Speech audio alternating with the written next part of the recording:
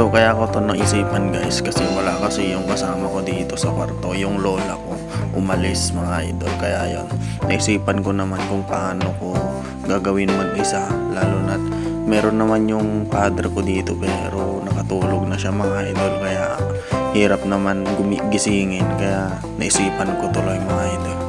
So yon, panuorin nyo na lang mga idol kung ano yung gagawin ko dyan mga idol. So bali ganyan lang mga idol, naayos ko lang yung paa ko dyan kasi wala nga tayong nararamdaman sa ating kalahati ng katawan. So bali dyan sa paa wala akong nararamdaman mga idol. So yun, ganyan pala. So bali first time ko nga palang gagawin to mga idol, kaya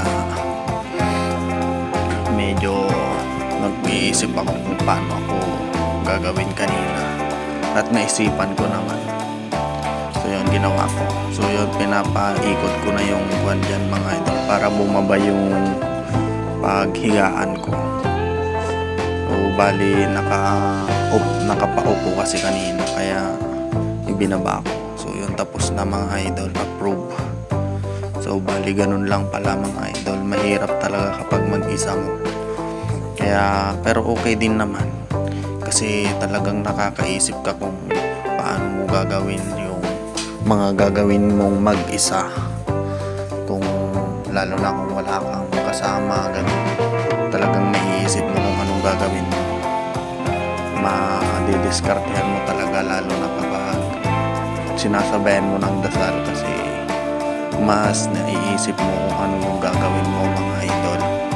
So bali si Lord lang talaga nagbibigay na